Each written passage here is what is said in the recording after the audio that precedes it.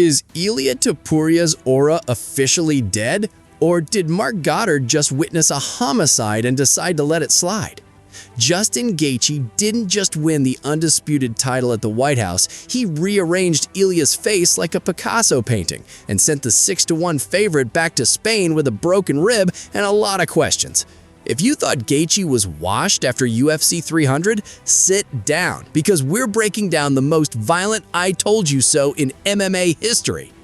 Look, everyone and their mom thought Topuria was too technical for the highlight, but Gaethje walked into that cage looking like he'd swapped his human chin for a block of vibranium. In the first round, Ilia was hitting him like a Mack truck, but Gaethje was just eating those shots for breakfast. Think of it like this. Topuria was trying to play a high-speed game of chess, while Gaethje turned it into a game of who could survive a car crash. Gaethje's face didn't even have a scratch on it. No cuts, no bumps, nothing. While Ilia's face started leaking like a broken faucet by round 2.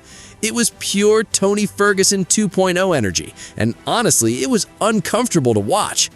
Ilia's game plan went off the rails faster than a bad Tinder date. He started with leg kicks, but once he realized he couldn't spark Gaethje out, he panicked and started brawling.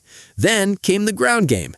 Ilia got top position, but instead of taking the back for a simple rear naked choke, he went for high-energy Hollywood subs like arm bars and triangle chokes. He gassed himself out trying to look cool instead of being effective. By the time round 3 rolled around, the Matador was a tired bull, and Gaethje was peppering him with classical uppercuts and a speed right punch that basically turned Ilia's orbital bone into dust. This is where it gets spicy. After round 3, Ilia's right eye was completely shut. He literally told his corner, "I can't see." The ringside doctor came in, shook his head at Mark Goddard, and basically said the fight's over.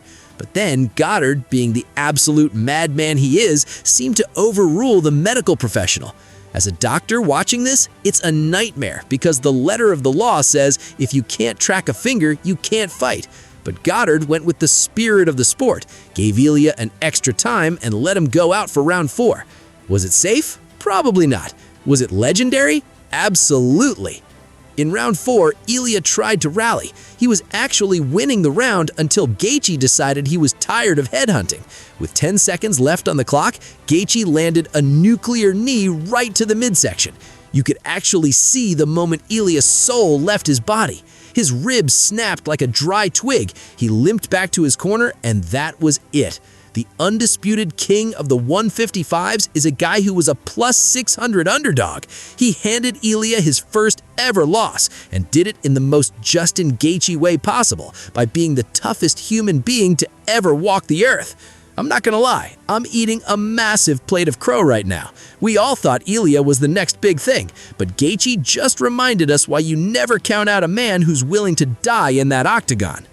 Gaethje versus Sarukian, that's the fight now. This White House card was a 10 out of 10 for violence, and Gaethje is the certified boogeyman again.